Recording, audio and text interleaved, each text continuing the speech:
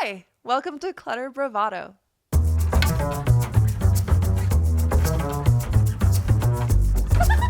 Yes, and it's the energy. It's not just about stuff. So we should probably just get into it, right? Let's go.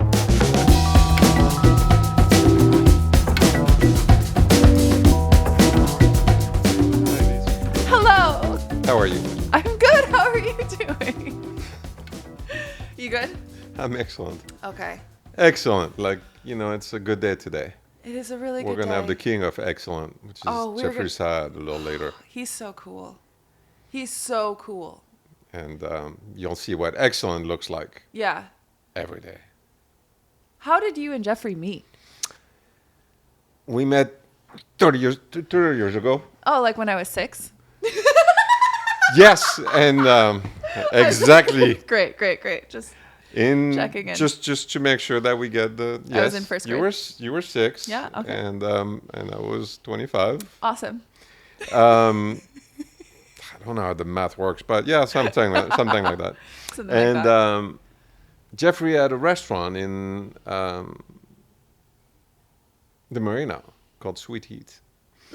And I met him, and he was just, passionate about his craft, passionate about food, and we shared, that passion for quite some time. And then our life kept on getting weaved through our kids, through common friends, through sports, through passion, and we're still in each other's life, and he's fantastic.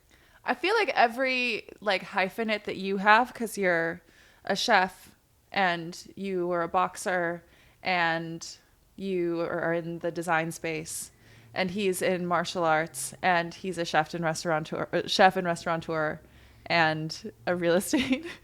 So you've been in the same industries, just at different times. Different times. That's really cool. Yeah, in San Francisco, LA. He moved back to San Francisco, moved to LA, and and since then, and I'm really fond of him, and his wife and his family. They're just a really great people to be around. That's so cool. Uplifting.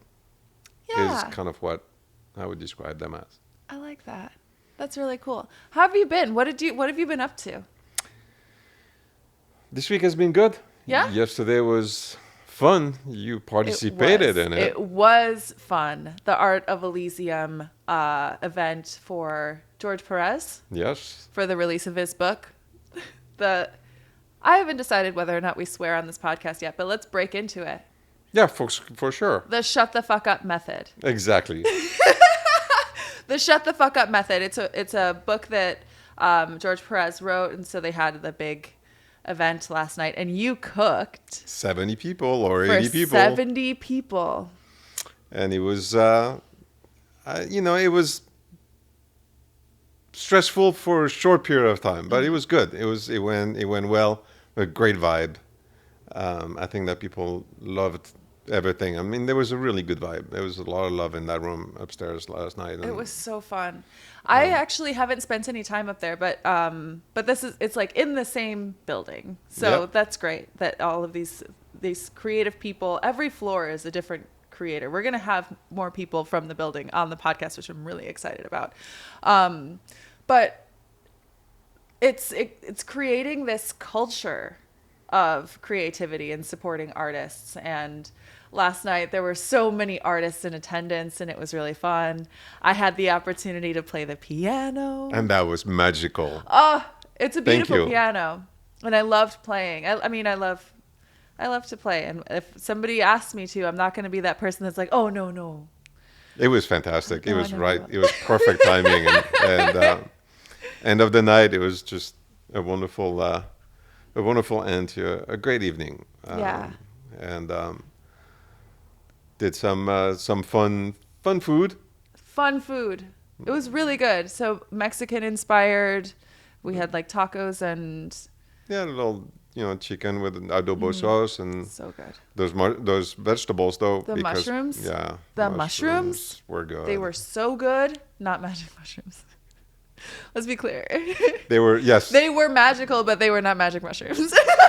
They were in the oven with red bell pepper Yes. and onions, so Yeah. not that kind. But Yeah.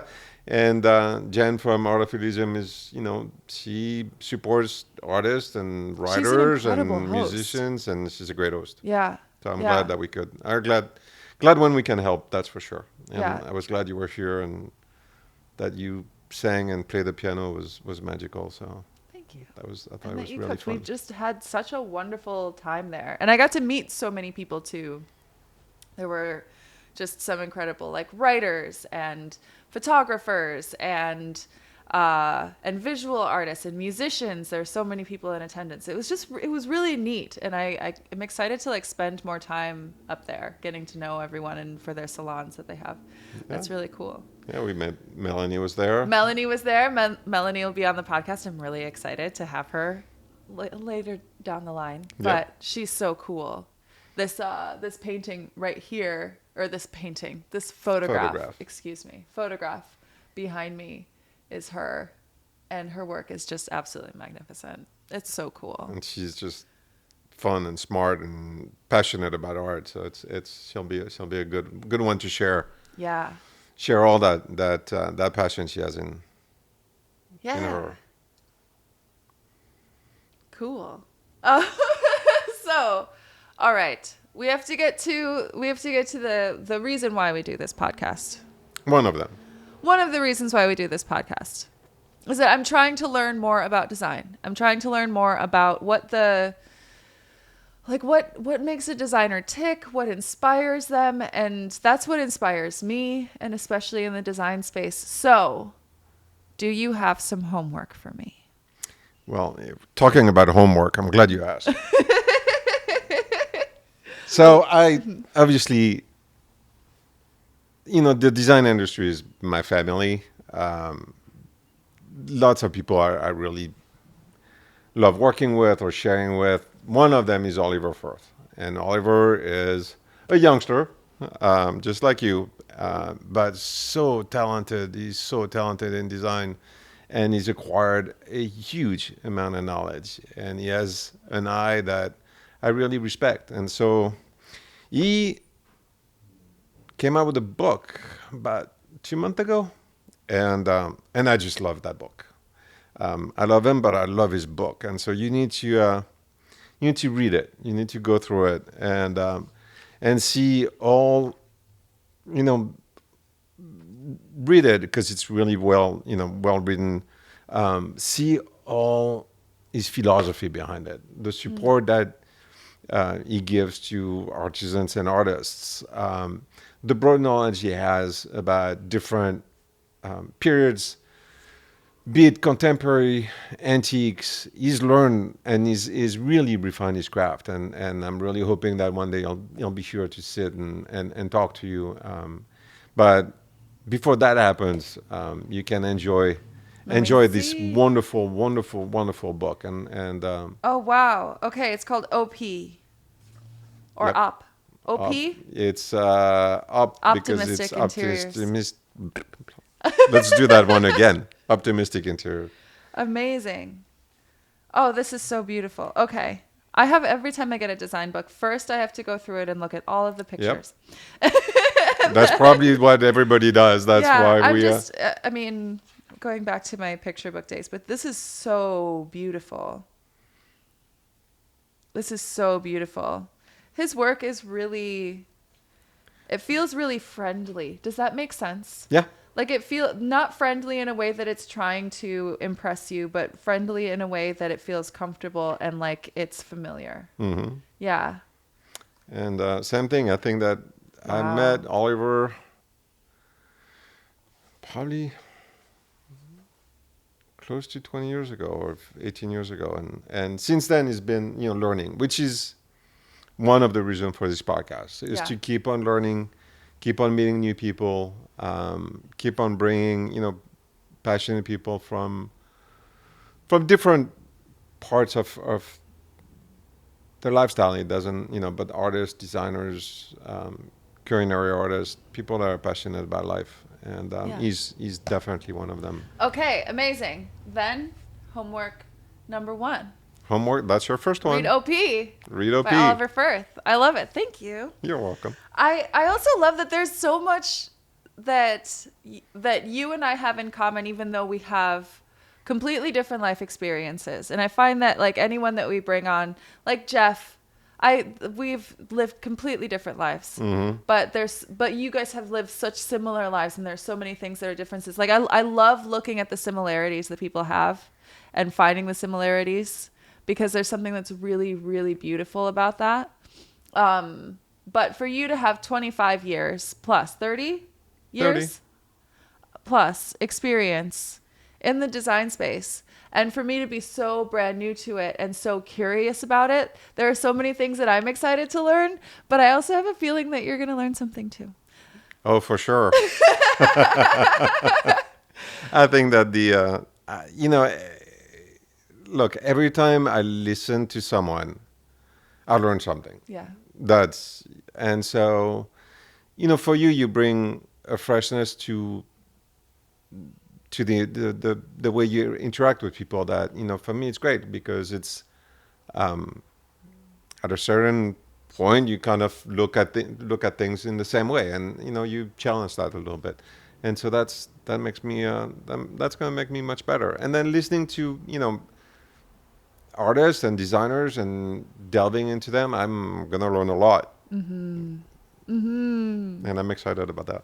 Oh, that's so exciting. So today I'm going to, even though I've known Jeffrey for such a long time, I know I'm going to discover something new. I'm going to learn something from him. And I'm so excited about that. Yeah. Well, why are we waiting? Well, we're going to welcome him. And then we'll just have that interview, and then we'll have lunch after that. Oh, yeah. A surprise. Oh, I don't know what you're making yet, so I'm really excited. Not yet. Okay. It'll be a surprise. Perfect. All right. Well, without further ado, let's get to Jeff.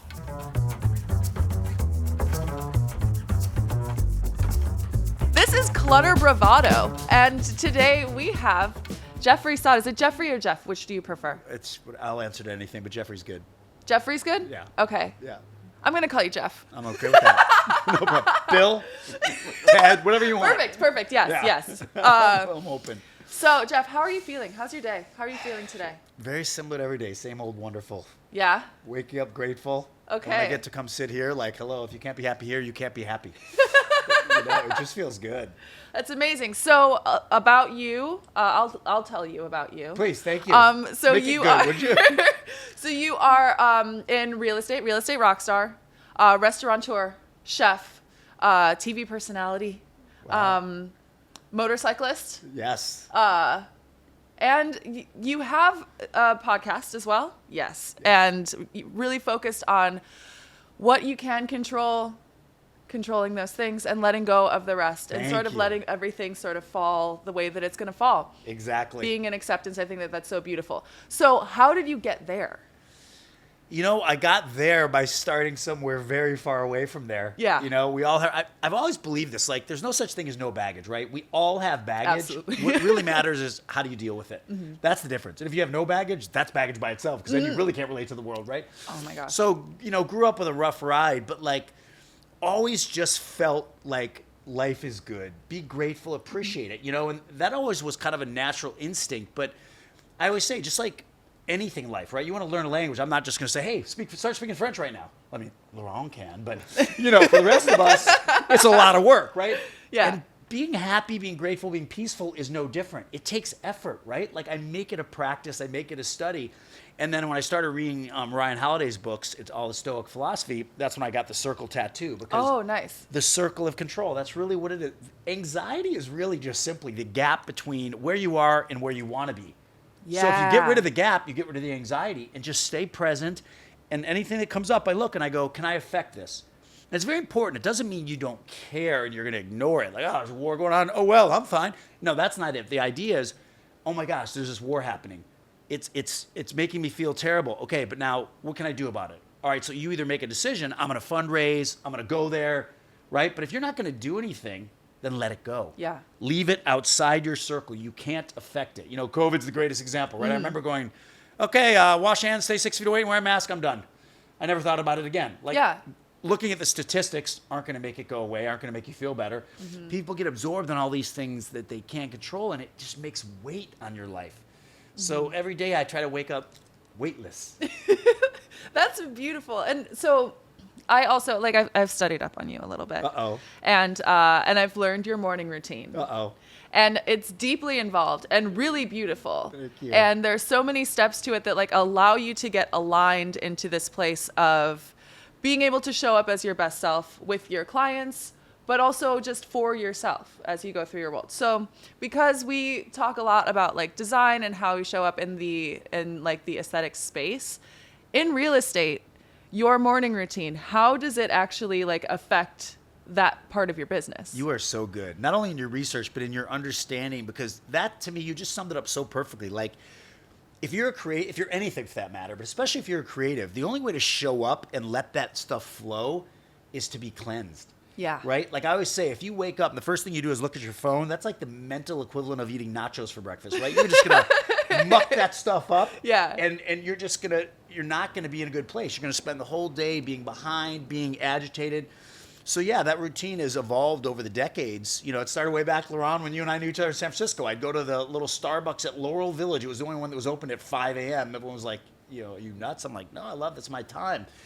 And it's evolved over the years, but it's exactly what you said. I start off and I read the things that inspire me, that I believe in. You know, I have one that says my personal constitution. It's like, what's my internal compass? Because if you don't have an internal compass to filter everything that comes at you in life, you're going to be like, putting go anywhere in a GPS. It's not going to be a good ride. Yeah. You're just going to be all over the place. So you have to decide like how you're going to decide where to go. And the irony is the more time you lose in the morning by getting yourself ready and cleanse yourself, the more efficient you become. It's not about how much time you give your craft. It's about how much of you is doing it when you're doing it. Yes. Yeah, I'm so guilty of waking up in the morning and immediately looking at my phone. And it does really sets me into a place where I instantly have to show up for other people or am instantly answering a message. And who am I in that moment? Like, I'm not even a person yet. Who am I in that moment? That's the right question. Yeah. Because that's it. The best you is not showing up. Exactly. That's what I always say. I'd rather not be available every minute, but when I'm available, you're like, damn. Yeah. That's more important. Like, realtors are especially guilty of that, right? It's like, why my coach used to say, why do realtors not work 5 days a week? Because they work 7.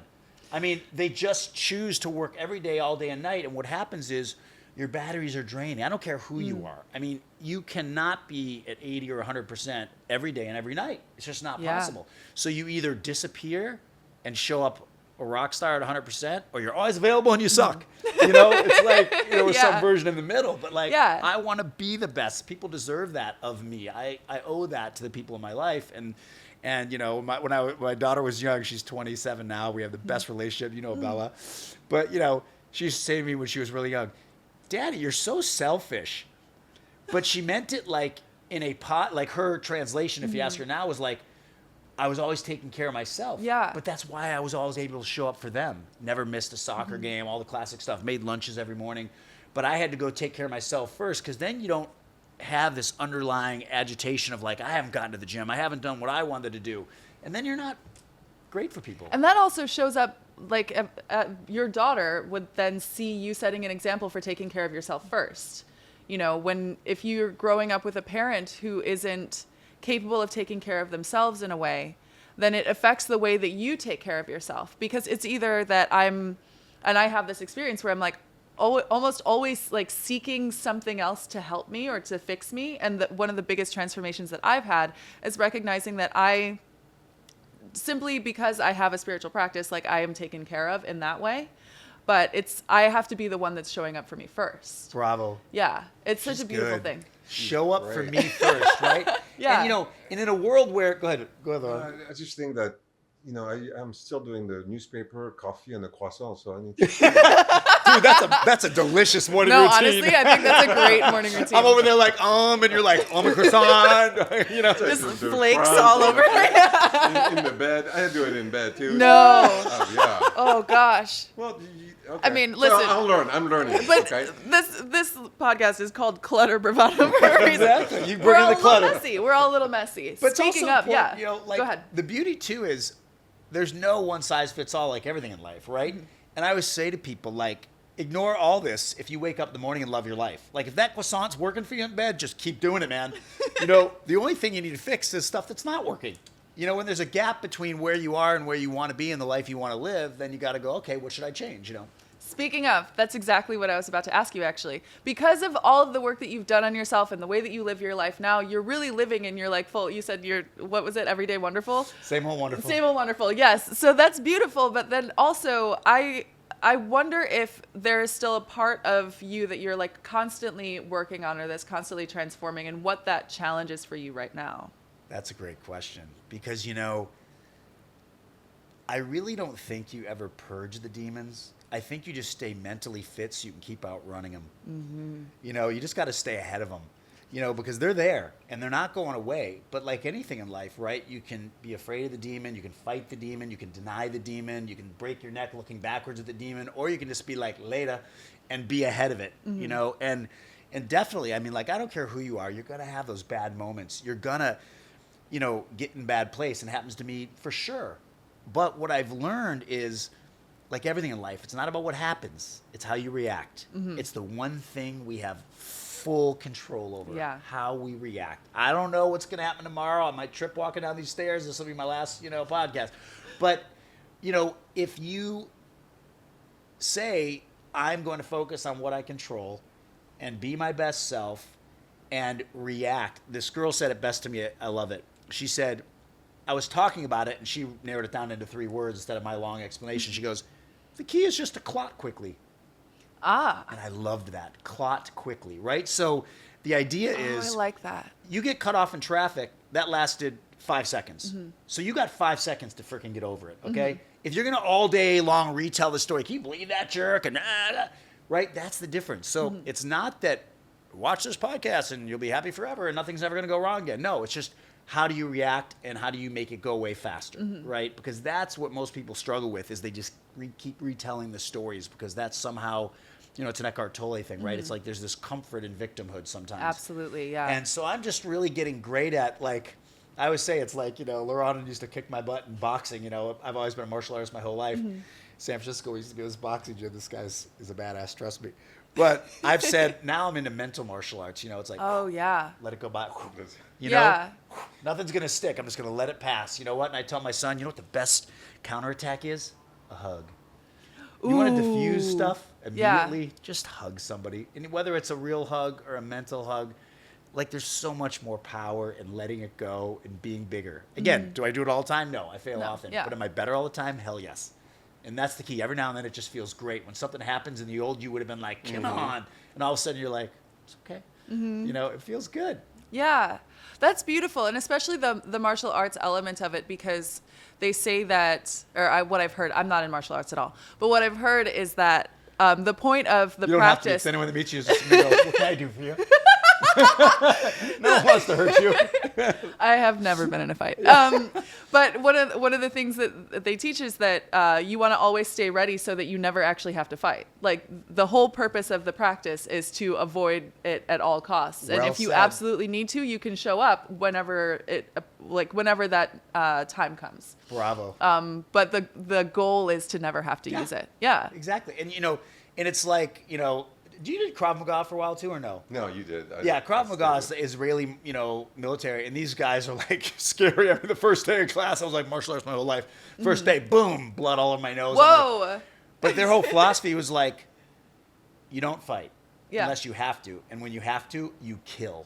So it's 0 or 100. There's nothing in between, because the reality is walk away, avoid, avoid, avoid. You should only use it when there's no other choice. You know, and I think that's another way of looking at, like, the circle of control of things and stuff. Say, what are my options here? Why am I going to pick the most, fraught one? Like, let's pick the one that makes things get better quickly. Yeah. And if worst case, like I always jokingly say, I always kill him with kindness until I have to kill him. Like, nice is my preferred, default. And that's nice, exactly. Nice. Nice just won't work. Okay, now we get less nice. But, nice first. Yeah, that's why I've never been in a fight. I was telling him recently that, like, one of the reasons, apparently I can seem very intimidating, but one of my favorite things. I've never experienced this. Oh, never. But one of my favorite things when someone approaches me in a way that they're really aggressive, or I was a hostess at a restaurant for a while, and people would come up and like be really demanding. That's a hard position. I loved it. My favorite thing is to smile at someone. Bravo. And just say, "Oh, no, absolutely not." See, that just made me feel good. Yeah, Just denied me, and I'm like, oh, so nice. Yeah, exactly. Wait, what just happened? Exactly. And that, oh gosh, like learning how to navigate a situation like that, because when someone is upset with me, like there are some people that will immediately meet it with aggression. And like my immediate response, my default response was always to completely fawn, like, yes, you're absolutely right. And now to be able to like stand up and be able to say like, no, that's not okay. But say it in a way where I don't have to compromise any part of myself. Yeah. And saying like, no, absolutely not. State your opinion clearly, but don't make it a story or a problem. Exactly. It just is what it is. Exactly. Laurent and I were forged in the hospitality business, and everyone, I love that you did that, because I swear, talk to me, guys. Everybody should work at a restaurant once. Oh, absolutely. Absolutely. You want to master mental martial arts? That's Yes. like 6-degree black belt stuff. Yes, Like yes. you said, they walk in the door and they're already mad. You're like, oh my gosh, But it's like, I remember when I used to train my hosts, I'd say, if you can't serve somebody like we're booked, you need to look like your grandma just died. Like, so disappointed, like that you can't, you know what I mean? So there's those different elements, right? Like how immediately to diffuse a situation makes somebody feel appreciated. Absolutely. Or like you said, just a big no with a smile Yeah. is way better than a no. Yeah. There's gosh. a huge difference. Totally. And I've been in so many different sides of the restaurant business. I was a bartender, server, hostess. I worked, my very first job was in food service at a taco stand. Oh my God, perfect. Hey, that's where Tacos you and learn ice the most cream. efficient kitchen on earth. Oh my gosh, yes, tacos and ice That's cream. where Jeff- Like it was a fantastic good at place. it. Yeah. Yeah. It's so fun because also at that time, like I learned how to count change back. Nothing, like everything was as analog as possible. That's great. But through that, you start to learn just the basics of being in a kitchen, of working with other people, of working in a team is truly the best job that I've ever had. I It's love family. that job. Yeah. It's family. It's family. Absolutely. And I think empathy teaches you empathy, because no matter what, you have to think about what the other people are like. Right? Tell me more about that, because I like that. I mean, it's you've been. I mean, you were excellent at it, because I think that you understand. When someone comes in and they were stuck in traffic, someone cut them off. They couldn't find parking. They're starving. And they show up, and suddenly they're like, your table is going to be 20 minutes late. And it's just like the smoke starts coming out, and you're like, well, I get it. So why don't we have like an appetizer, or, can I get you a glass of wine, and you diffuse.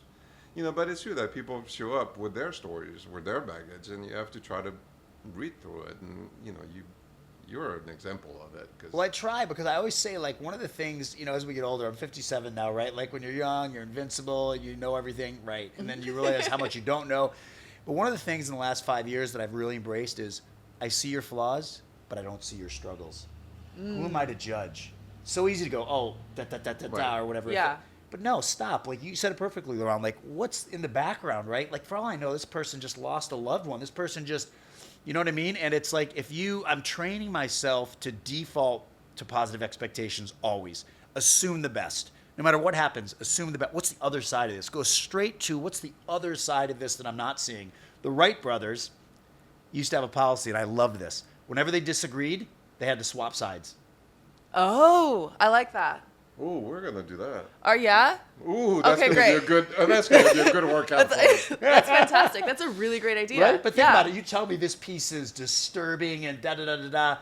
Immediately it's like, okay, what's the other side of that, right? Yeah. Instead of defending, your position on why it's disturbing, if you can go like, well, what would be the opposite opinion from somebody? You know what I mean? There's beauty in death. There's, a life well lived that ends in a beautiful moment, right? There's so many ways to look at anything. And I think art, which in this place, by the way, this podcast should be panning at all times in here, because it's like, it's gorgeous. I mean, seriously, every time I'm here, it's like, talk about getting off track, but this is what makes life great.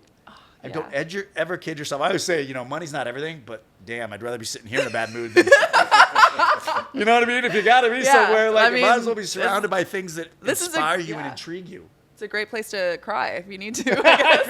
I like that. That's what you title your book when you guys keep going on this. A great place to cry. It's a great place to cry. Yeah. That's great. I love that. No, there was something that you had just said that I like, but then we got on this. Seeing whole the other tangent. side or Yes, his empathy. yes, seeing the other side of an argument.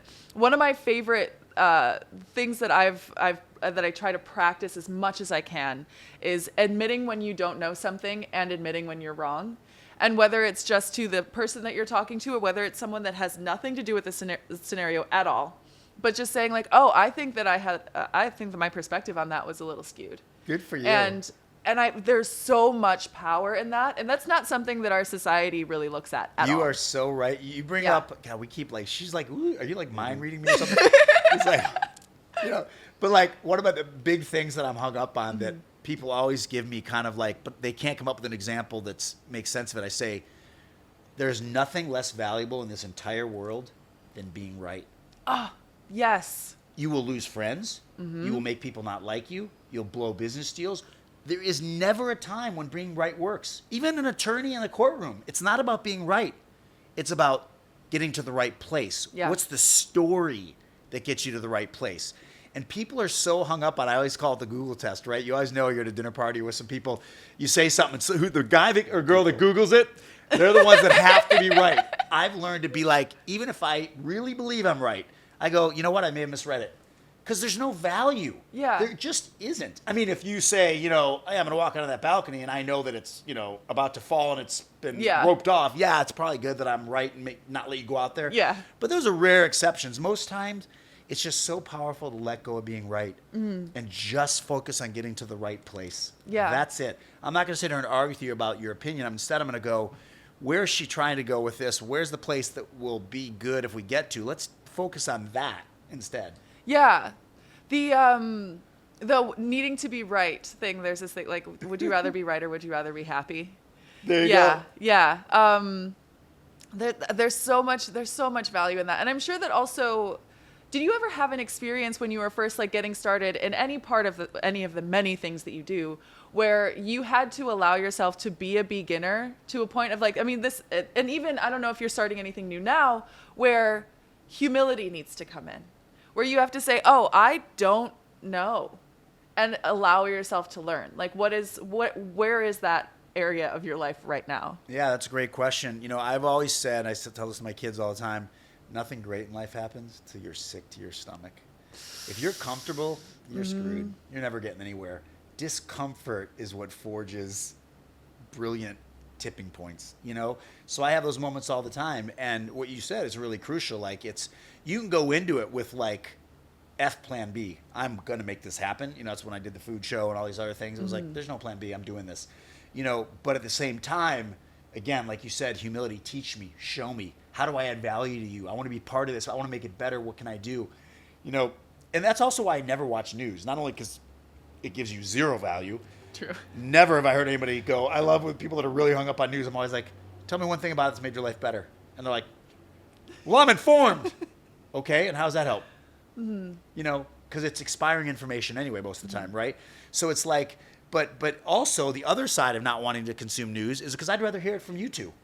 I'd rather have you tell me what's going on in the world and why you think what you think about it, right? Like, I don't need to be the smartest guy in the room, even if I do know something. To me, I say every person I've ever met's a mentor for something. Yeah. Even if it's something not to do. But like everybody has something to offer. And if you go in trying to be the smartest person in the room or thinking you don't, like there's so many great quotes like that is like, the person that thinks they know everything will never learn anything. Oh, yeah. That's No, brilliant. I just take my French accent and, sound. Well, you get away with everything. Exactly. Between the two of you, right? Sounds Like she's snotty. got the fit and the vibe. I don't know what you're talking about. Maybe I should work on that humility thing. I'm maybe. learning a lot today. Okay, I have to get to some rapid fire questions for you. Bring it on. Okay, so Clutter Bravado. We focus on the mess. We're interested in the mess. So, first question. What is the messiest place in your house? My mind. I so knew good. it. Oh, you're so good. Okay. All right, let's leave it. We'll leave it there. The mind. That's why I'm always trying to clean up. Because the space is beautiful. You know, David Allen wrote this book called Getting Things Done like 20 years ago. I read it, and it was brilliant because, and now we have more of an electronic world, but it still applies to your desktop. But clean space, clean mind. You know, so physically in my house, like everything is exactly in its place. Like when I get home, it's like these go there. They don't go here, they go there. Got it. Because like when you don't, like people forget that when you have routines, it actually makes you more creative because you don't have to waste energy on basic stuff. Yes. If every time you do something, you recreate it or you put it somewhere else, you're looking for stuff. If you get routines down about the stuff that doesn't matter, then you have all this extra time to be creative. Don't you think that also being in the kitchen has taught you some of that? Dude, 100%. Mise en place, people. Things in place. Mise en As place. you go. Mise en place. Totally. You're exactly right. Even Starbucks, I love watching them. You know, they freaking wipe that steam wand down every time, wipe the counter, dump the milk. It's like, it's systematic. Exactly. But the kitchen, you're right. It teaches you so much because you have no room to spare. And that detail, because otherwise you can't. You know, it's one of those fields. If it's not perfect, it goes down real fast. And it was interesting. We cooked yesterday. I mean, you know, and someone came in and said, "You're relaxed and the kitchen is clean." I'm like, "Yeah, otherwise you would not be eating tonight." That's how we roll. So Yeah. Okay. Second question. What is your favorite area of your home? My favorite area of the home is the couch out on the deck. Because I sit there, it's still got a little moisture on it at 5:30 in the morning from the night mist. So I just take that in. It's kind of a cool, refreshing mist, and I watch the sun come up. It's like in the days that like it's like a volcanic sky. It's just, I'm on this couch, I'm sipping my perfect espresso. You know that so well. This much Italian genius to put out a half ounce of beautiful liquid. You know, that's my spot. I love it. Yeah. Oh, beautiful. And then, oh my gosh, did I forget my last question? There's no hurry. Laurent and I could talk about tacos or something, you know? Yeah. Espressos. And, Exactly. You know how to clean up your espresso machine. Exactly. Totally. Oh, I remembered it. Yeah. Okay. When you are selling a house, Yes. when you walk into that house, what is the first thing that you notice that gives you an overall vibe about it? Ooh, you're good. It's amazing. You know what's funny? Is the first thing I notice is the energy. The second thing is all this beauty, for example, like here. But the first is the energy. It's really wild. You'll walk in, and I'll say to the agent, something happened here. Or there's a divorce. Or you can feel it. It's thick. Yeah. It's thick, and it's really wild, you know? And then other homes you walk in, and it might not even be the most updated, greatest new finishes, but there's a love in the air that you're like, this has been a good place to be. You know, and you feel that even in neighborhoods sometimes. I don't know about you guys, but when you're around the city and stuff, there's certain pockets where you're like, there's got to be 1,000 skeletons under the ground here. Or something happened because there's it's thick. Wow. But I love that because, you know, even in design, you know, it's the energy. It's not just about the stuff and the furniture and the paint. It's, you know, what makes a house is the energy that you bring in. I love that. And you guys are the master. We talked briefly earlier about it, you know, the story behind anything, right? Yes. The story is as valuable as the piece. Yes. And collecting the piece collecting from someone you love. Yeah. Bringing something you love in a house. It's great. Well, that's the other thing I love walking up in here every time is you do it, which you did again. Oh, she lives upstairs. She did that. Oh, that guy's mirror. This guy's did it. Like everything has a connection. So which makes it so special because it's the love of aesthetics sincerely. It's not I have that piece because the artist is so-and-so. It's I have that piece because we did this together and they live upstairs and that's why I bought it and this is how they discovered this material. And all of a sudden it's like twice as luscious as just, oh, that's Banksy, great, or whatever, whoever it is. Yeah. But it's the same thing when you entertain. And you're the first one. You know, people are like, oh, you cooked all that. And I'm like, yeah, I could have catered or I could have cooked. I cooked because I love. You transmit that love. Thank you. Through your cooking, like even, you know, at a high level. But it's true. It's that love, that energy that you put in. Yeah, that's what brings it. Everything is great, but what's behind it is even better. Oh, that's amazing. Oh, thank you so much. Thank you You are for such having a me. gem, and I'm so happy to mutual. have you here. Do you have anything that you want to plug or anything that you're currently working on that anyone who's listening should pay attention to? Well, I think you should be watching this podcast with these two because I'm going to stay tuned. But if you have a chance to go to The Circle, it's called The Circle with Jeffrey Saad. That's my podcast. And, just that's where I hit on all this stuff. But Perfect. Where can we find it? Everywhere, thank Everywhere. goodness. It's getting there. Apple, Spotify, all this stuff. Yeah. Perfect. Yeah. Thank you so much. Thank you, guys. Thank you. Cheers. Thanks.